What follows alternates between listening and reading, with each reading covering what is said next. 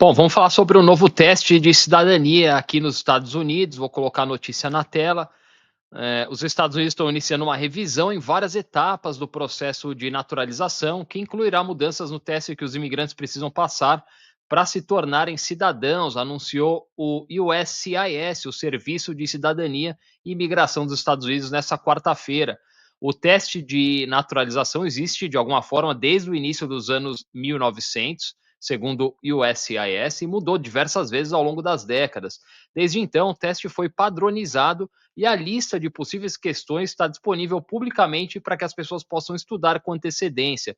As questões não são de múltipla escolha, mas algumas têm múltiplas respostas corretas. A versão de 2025 do teste de cidadania natural expandirá o número de perguntas possíveis de 100 para 128. O teste também ficará mais longo. Os candidatos à cidadania precisarão responder 20 ao invés de 10. Para passar, eles precisarão de 12 respostas corretas de 20. O padrão antigo era 6 de 10.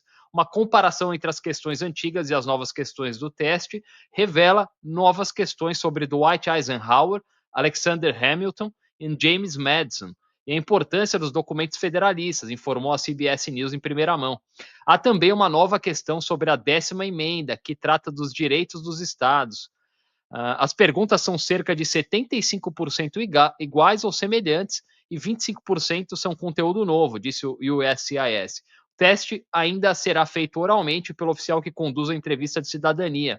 A versão 2025 do teste não é totalmente nova. O SCIS adotou essa versão uma vez antes, em 2020, mas o teste mais longo e reformulado durou apenas 5 meses. Sob o governo Biden, a agência voltou a usar uma versão mais curta do teste de cidadania de 2008, alegando preocupações de que a versão atualizada inadvertidamente criaria potenciais barreiras ao processo de naturalização. Agora, a agência disse que essas preocupações eram infundadas. A cidadania americana é a cidadania mais sagrada do mundo e deve ser reservada apenas para estrangeiros que adotem plenamente nossos valores e princípios como nação, afirmou o porta-voz do USCIS, Matthew Tragerson, em um comunicado à imprensa. Ao garantir que apenas estrangeiros que atendam a todos os requisitos de elegibilidade, incluindo a capacidade de ler, escrever e falar inglês e compreender o governo e a cidadania dos Estados Unidos, possam se naturalizar, o povo americano pode ter certeza de que aqueles que se juntam a nós como concidadãos serão totalmente assimilados e contribuirão para a grandeza da América. A decisão do USCIS dessa semana basicamente restabelece a versão de 2020 do teste, com uma diferença fundamental. Os agentes farão apenas as perguntas necessárias para determinar se alguém foi aprovado ou reprovado. Antes, eles eram obrigados a fazer todas as 20 perguntas, mesmo que já estivesse claro que alguém havia sido aprovado ou não tinha chance de ser aprovado. O teste de cidadania mais longo é apenas a primeira de muitas mudanças no processo de naturalização, disse Tragesser. Mais detalhes sobre as outras mudanças serão anunciados nas próximas semanas e meses. Tá aí a notícia. É, eu fiz o teste em 2020, curiosamente, eu fiz em 2020 esse teste, e era mais ou menos nesse modelo, mas, assim, é foda falar, parece meio arrogante, assim, mas eu até tive facilidade porque eu realmente acompanho muito a política. Vocês sabem, quem acompanha o canal sabe, assim, eu gosto muito, é quase um hobby para mim, eu gosto de estar ligado, mas esse novo teste aí é, não é sobre integração, é sobre exclusão, claramente, né? Porque quem sofre mais com um teste mais difícil? Os imigrantes que, pô, que trabalham, sei lá, 12 horas por dia, né, que não tem tempo para estudar, que às vezes vieram de países aí onde não tiveram uma educação de qualidade, né? Não tiveram acesso a uma educação de qualidade. O inglês, que deveria ser uma ferramenta de inclusão, acaba virando um obstáculo, né? Porque é um filtro para eliminar quem ainda está aprendendo, né? E quando eu cheguei aqui até tinha algum preconceito, porque eu falava, pô, como que a pessoa está 10, 20 anos e não fala inglês?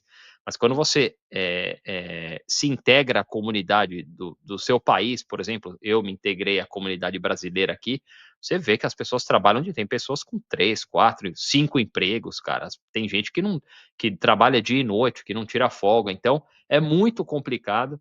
Esse requisito de bom caráter moral é altamente vago, né, subjetivo, e claramente uma ferramenta que está ali nesse novo teste, um critério que está ali, só para que a pessoa possa ser reprovada por um detalhe mínimo, né? Você fica meio que nas mãos desses agentes novos, aí agentes contratados pela administração Trump, que também não devem ter nenhuma boa vontade para sair aprovando cidadania, porque no fim das contas o recado é muito claro, eles querem um trabalhador que vem para cá, produz por um salário ruim, por um valor de mão de obra baixo, que paga imposto, mas não quer o cidadão com direito a voto, né? Isso eles não querem, principalmente os latinos.